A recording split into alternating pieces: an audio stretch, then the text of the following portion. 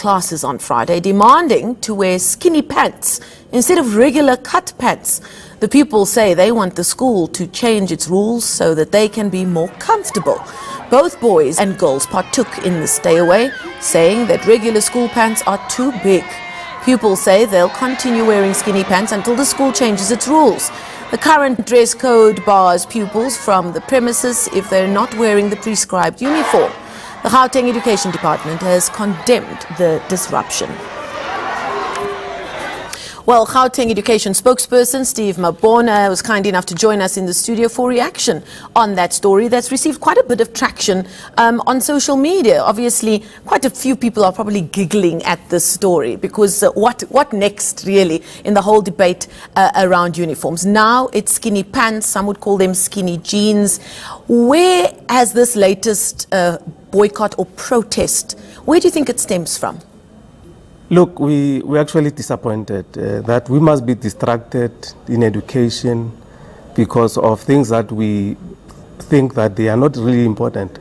I mean, looking at the current situation now, we've started writing our pre-trial examinations, so we should be preoccupied by that, and people should be saying probably our education system is not helping them or is not helping them to yield necessary results, talking about necessary things that we think are taking us forward. But really disrupting a school for the way you want to look or you want people to look at you, I mean, it's quite ridiculous. And anyway, any school has a code of conduct, but then if you are unhappy with the code of conduct, there's structures in the school.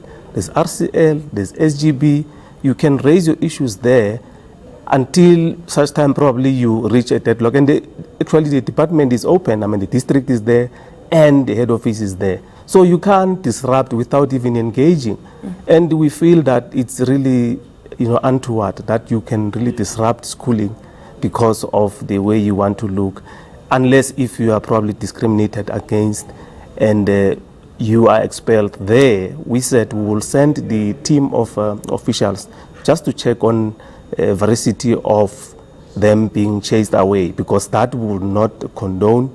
We would not want to see a situation where one is denied education because of their look or because of what they have done. That's why we have a code of conduct which gives anyone an opportunity to present their case if they have transgressed on the misconduct, on the code of conduct. So we are saying we appeal to learners not to forget that education is key, education is the future.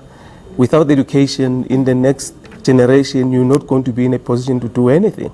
But now let's look at this story. A couple of stories being written on this, getting quite a bit of coverage. In the piece on IOL, one of the pupils are quoting saying they are forcing us to dress how they want, yet we also want to have a say in how we look. Now this speaks to, in much as we're giggling about the story, it speaks to that they feel that they're not being part of the discourse around talking about or having some kind of say in the rules of the school. Do you think it's a fair comment?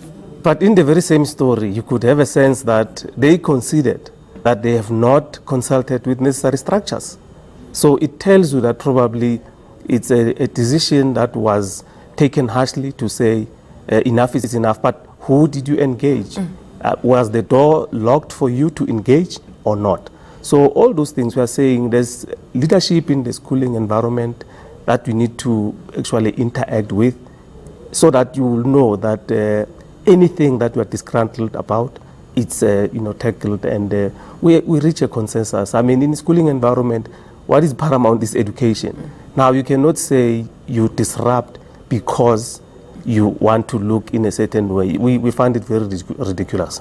Now, obviously, a school culture, traditional school culture is evolving all the time. I mean, when I was at school, as girls, we complained that we couldn't wear pants. We had to wear stockings in really, really cold weather in the winelands in the Western Cape. And yet now, at schools, girls have, or female pupils have the right to wear pants if they so wish and if it fits in with the school's rules. Some would say that maybe this is just the next step in that evolution of what kids may or may not wear at school. What is key is that learners must be listened and learners must obey to the code of conduct. Hence we said, when we went to Windsor in that issue of hair, we said RCL or student representation must have a way to say, this is how we see things. When we say, my hair, it's neat, are the elements that we're looking at. Because remember, we are raising these children. It's schooling environment supposed to be raising our children, assisting, but not, pass the park or shift the goalpost and say, let me leave, my child will be educated at school. When the child leaves the house, one should be convinced that this child is going to school, and one should look, that way, because we are creating, role models. We are making sure that we are educating our future. Because remember, without, the young ones, we don't have a future. Hence, we are saying, and we put an emphasis when we were at the Nokem Park yesterday to say parents need to play a major role in the upbringing of their kids. You can't shift the goalpost and say, I can't deal with this child at school, they will see to finish. It can't be right. Well, seeing as you brought up Nokem Park High, the MEC spent most of yesterday there with those really upsetting visuals that did the rounds across the country on social media of these girls engaged in a horrendous fist fight. The report saying that they allege that the fight is about a male pupil that they were fighting about. Whether or not that was the argument, obviously the MEC must have found what happened there quite upsetting. Or what do you think came from his engagement with the school and the parents and the governing body yesterday? Look, we had a fruitful engagement yesterday with the parents, 90%, or I can say 99%. All of them, they agree that this is the way to go. We need to engage more. And some parents were saying, parents, we need to talk more. We need to come to these meetings. Let's not be reactive and go to a meeting because there's a problem. And the parents of the children who were suspended, some of them were aggrieved the way the issue was managed, but then MEC put an emphasis that, look, we are looking forward to making sure that the school environment is functional. We cannot be looking at few elements or few individuals in a school who are probably rowdy and we destabilize the schooling environment. Hence, there was a consensus that we need to look at the code of conduct. Parents must have the code of conduct of the school. Parents must be in a position to assist the school to say, look, this is what the school requires of you.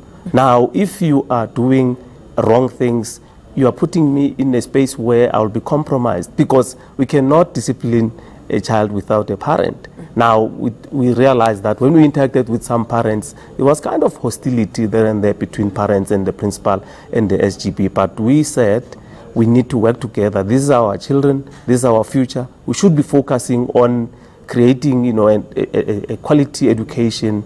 Looking at the schools that we are building now, we are moving forward.